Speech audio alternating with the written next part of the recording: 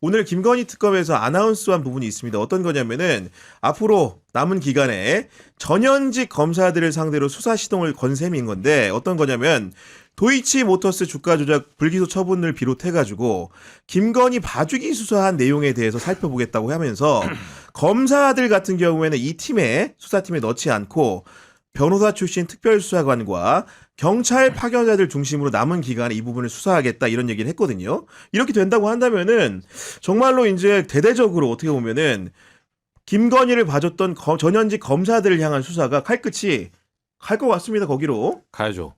그리고 김건희 특검에서 이제 분위기 얘기 들어보면 이제 어제 좀 그게 나왔잖아요. 사실 한문혁 부장검사. 예, 어쨌든 파견 해제되면서 지금 이제 이게 굉장히 복합방정식의 그 사안이었어요. 제가 취재를 해봐도 언뜻 보기에는 한문혁 부장검사 당연히 파견 해제 지금 할 필요가 있어요. 지금 현재 시점에서는 특검팀에 있으면 부적절하다. 그렇게 볼 수가 있어요. 볼 수가 있는데 이건 나눠봐야 되는데 인과관계가 안 맞는 게 제가 한번 얘기했지만 이거를 만약 이종호랑 친했다면 그 사진의 메시지는 그거 아니에요. 사진을 지금 제공한 사람의 의도는 이종호랑 친하니까 사적으로 이렇게 2차 가서 술도 먹고 남의 지인에서 이 정도로 친하니까 얘를 유착해서 봐줄 거야. 고로 이 검사는 수사할 자격이 없어. 이 소리를 하는 거예요. 그렇죠. 네. 이 소리 하는데 정작 영장 때렸거든요. 그러니까 봐줄 이유가 없는 거고요. 예, 첫 단의 원인과 예. 결과가 안 맞아요. 예. 예, 이게 딱 악의가 맞으려면 예. 이 사진이 나오고 이 수사할 때 부실 수사를 해줘야 되거든요. 그러다 보니까 현재 도이치모터스나 전체적인 사건 자체에 대해서 김건희 특검 내부에서는 사건은 사건으로만 봐야 된다. 그러니까 메신저나 다른 배경을 보지 말고 뭔 말인지 알겠다. 예, 네. 실체만 봐야 돼요 이제는. 그래서 그러니까요. 이걸 방해하려는 세력은 누구였고 정말로 덮으려고 했던 사람 누군가.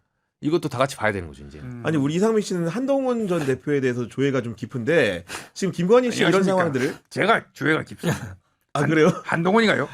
특검이 문제가 많다고 합니다. 특검이 문제가 많은 거예요. 그걸 왜 합의해줬습니까? 네가 인간이야. 네가 인간이냐고. 그거 몰랐다 그러면 정신 떼라 치아라. 제가 그렇게 봅니다. 서정욱이었습니다. 야, 한동훈 어딨네, 한동훈 전 한동훈. 대표 입장은 어떤 거예요? 지금 상황에 대해서?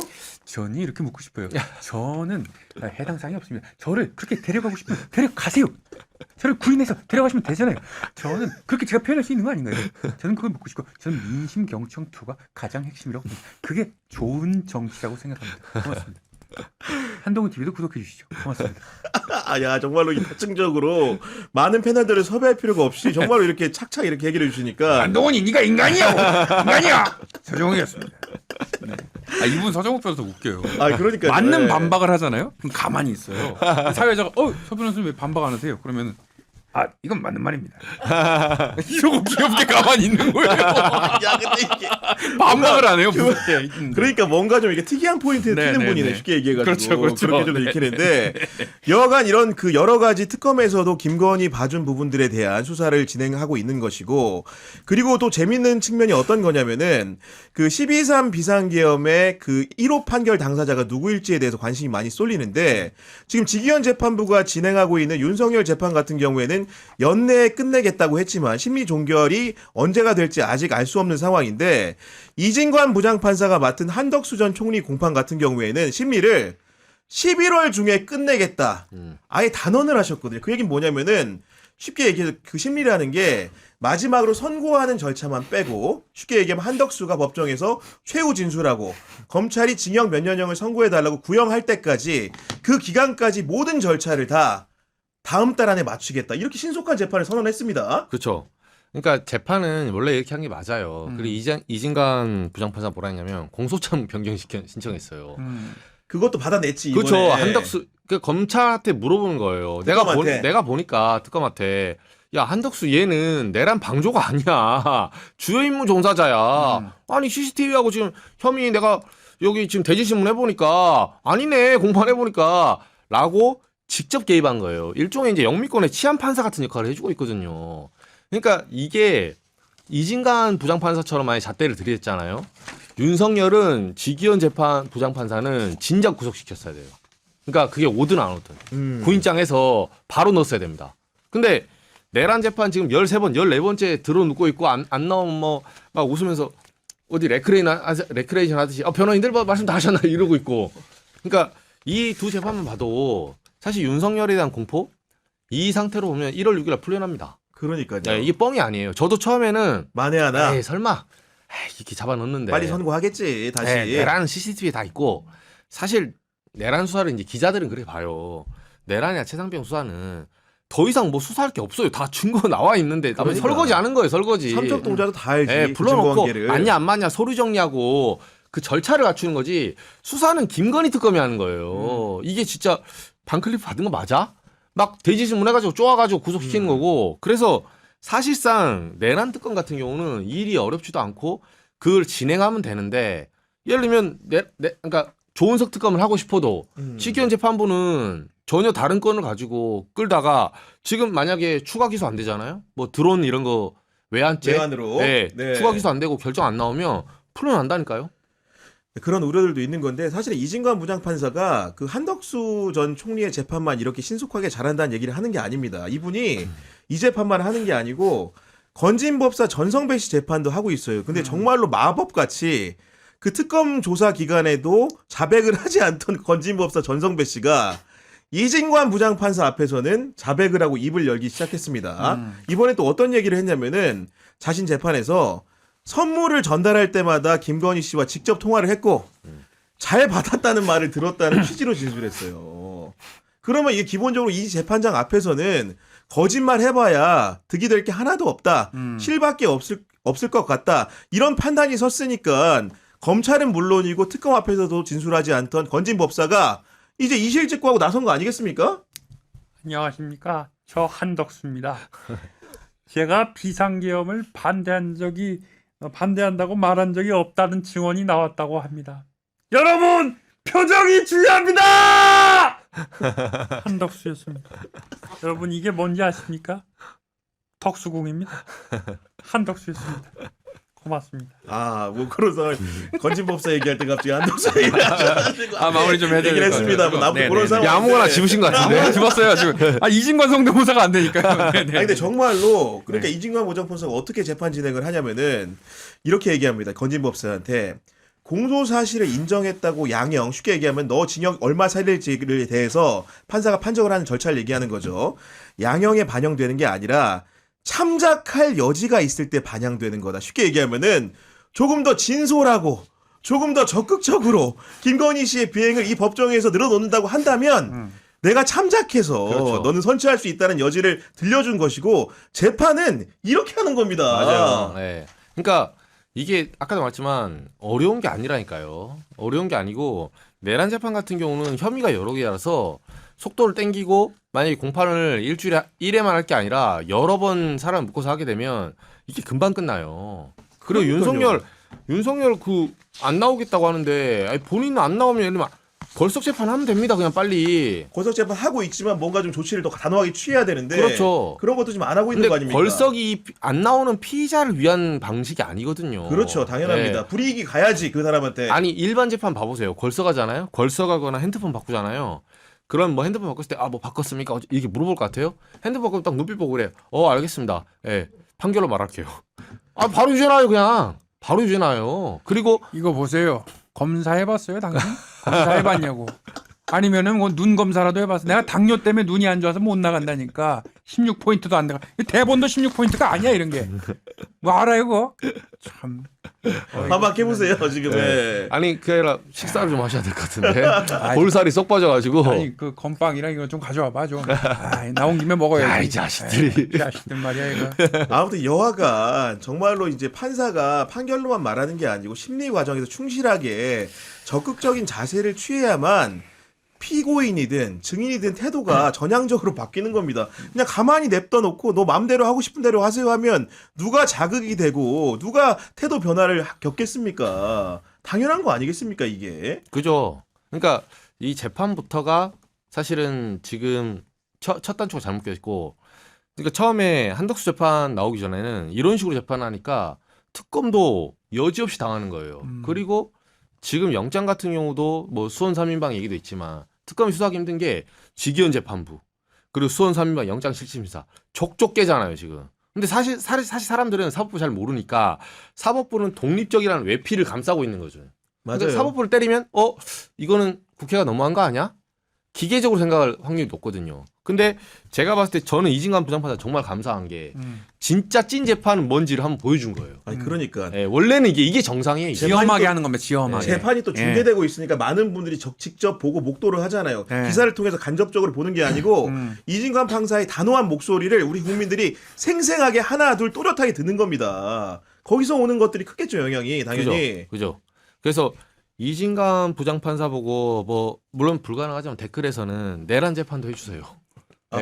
전부 다 해주세요. 예. 밤을 새서라도 해주세요. 윤석 저만 같은 해도 것도 해주세요. 아니고 지금 직위원 보니까. 그만두고 네. 직위원 네가 재척 사유하고 그냥 빠져라. 이런 얘기 계속 나온다니까요.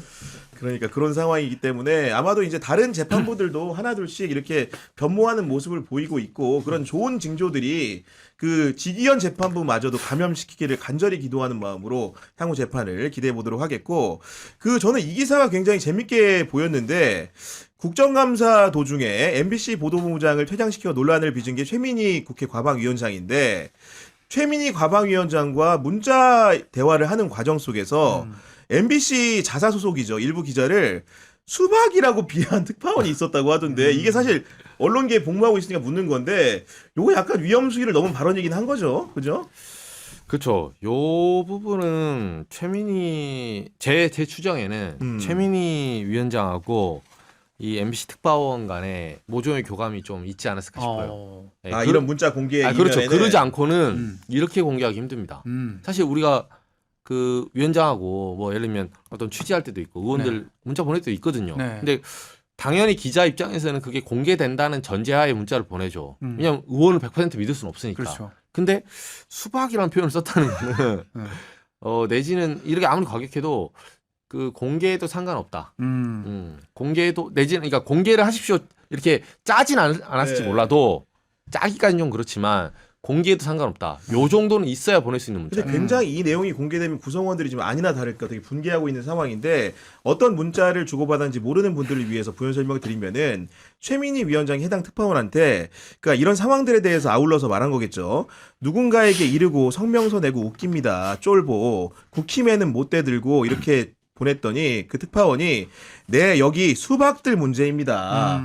박성재 사장 때도 주류가 그랬고 박성재 사장은 현 사장 전임 사장을 얘기하는 거죠. 네. 그러면서 계속되는 문자에서 해당 특파원은 보도국장도 그렇고 상식 가진 후배들도 상당수 있고 다들 상황 전개에 걱정하고 있습니다. 이번 일 어떤 식으로도 풀어야 하고 무슨 방법이 있을지 제가 좀 더 의논해보고 말씀드리겠습니다. 미국에 있음에도 불구하고. 네. 그러면서 현 사장인 안형준 사장을 얘기하는 건데 안 사장은 한 언론사에서 공헌이 큰 분을 직접 거명할 수는 없는 입장이고 포괄적으로 간단한 사내용 메시지를 내는 걸로 생각 중입니다. 이렇게 얘기하는 건데 도대체 이 기자가 어떤 사람이길래 사장의 의중까지 중개할 수 있는 것처럼 말하느냐에 대해서 아마도 이제 미디어를 이 기사를 읽으신 분들은 궁금증을 가지실 것 같아요. 보니까. 그렇죠. 이게 뭐 사실 제가 취재하고 있는 바로는 네. 내부에서 어떤 것도 박성재 사장 쪽이 그 전 사장 쪽이 네, 전 사장 쪽이 옛날에 그 소위 말해서 문재인 쪽 친문이에요. 예, 친문인데 이제 내부에서는 어떤 취재가 되냐면 과방위 쪽 취재를 해보니까 최민희 위원장은 MBC 쪽에서 친명 쪽에 선 거죠 지금. 근데 원래 친명 쪽에 서다가 자기가 위기에 빠지니까 네. SS를 친 거예요.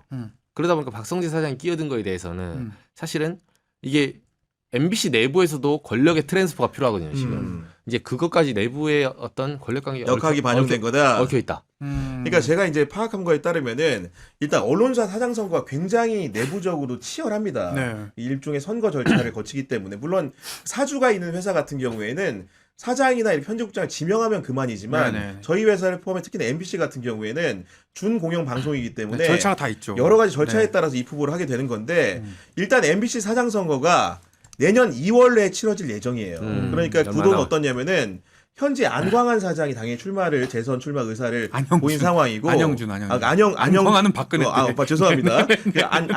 안형준인가요? 네네. 초면인가요? 네, 죄송합니다. 안광한 사장님 죄송하다는 말씀드리면서 안형준 사장이 이제 이렇게 재선 출마 의사를 네. 밝힌 상황이고 네. 그 다음에 이제 박성호 전 MBC 보도국장 예. 그리고 우리 뉴스 하이킥 진행자로 유명하신 권순표 선임 기자 네. 이 3명 정도가 많이 거론이 되고 있고 추가적으로 이제 여러분들이 나올 것이다 이런 상황이 있는 건데 지금 도마에 오른 특파원 같은 경우에는 그 우리 안 사장님이 선거를 치를 때 네. 굉장히 많이 조력한 분으로 알고 있어요. 그랬기 때문에 그 다음에 보직을 뭘로 갔냐면은 아마 방송사를 다니거나 이해하고 있는 분들은 알 텐데 제일 중요한 게 정부랑 관련된 일들이 많잖아요. 그렇기 때문에 기자 중에서 대외 업무를 담당하는 사람을 별도로 선발합니다. 맞아요. 그래서 해당 특파원이 이렇게 특파원에 가기 전에 네. 대외 협력 총괄을 한 거예요. 쉽게 얘기해서. 기자들 중에서 대외 업무를 하는 대표자인 겁니다. 쉽게 얘기하면. 네. 그런 사람이기 때문에 국회도 자주 갔던 분이고 그렇죠. 예를 들면은 박문진이라고 이제 쉽게 얘기해서 MBC 사장 정할 때 중요하게 하는 이사회 있잖아요. 네. 거기에도 이제 적극적으로 역할을 했던 분이에요. 그런 네. 분이 그런 공로를 인정받아서 특파원에 가신 거예요. 그럼 우리가 대충 구도가 좀 이해가 되는 상황인데 이분이 제가 MBC 내부 얘기를 들었더니 2달 전쯤에도 특파원이 미국 그러니까 해외 특파원인데 그 한국에 들어왔다가 그게 국회에 있는 다른 MBC 기자한테 그게 목도가 돼가지고 어허. 이게 왜 왔냐. 이걸 두고 이제 설왕설래가 좀 있었다는 게 후문인 거고 결국은 이제 이 최민희와 이 특파원과 주고받은 문자 그리고 이제 사장을 둘러싼 여러 가지 그 멘트 이런 것들이 다 차기 MBC 사장 선거를 둘러싼 굉장히 큰 그림 속에서 벌어진 일들이다. 그죠. 이게 그 개인 기자의 예를 들면 수박 발언이라든가 이런 것들이 일탈 이런 문제가 아니고 여러 가지 누구를 견제하는 차원에서 누군가는 정치권과 여러 가지 소통해야 되는 차원에서 벌어진 일이라는 거를 자 여러분들께 좀 설명을 좀 드리는 거거든요. 맞습니다. 네. 이게 내년에 사실 지금 권력 구도의 권력 교체기에 빌드업 시작한 거예요. 그리고 MBC는 저도 이제 과방위치 취재해 보니까 모 인사는 이렇게 말해요. 사실상 MBC는 지금 선거 시작된 거예요. 네, 이 부로 지금 MBC 사장 선거가 시작된 거예요. 네. 네, 그렇게 봐야지. 이 부분을 가지고 지금 물론 최민희 위원장이 이번에 딸 결혼식에 겹치면서 좀 사면초고에 처하긴 했죠, 사실. 근데 그 부분은 이제 좀 악재로 작용하는데 그렇다고 최민희 위원장을 버리고 선거를 할 수 있냐? MBC 일부 그 일파는 네. 그게 불가능하거든요.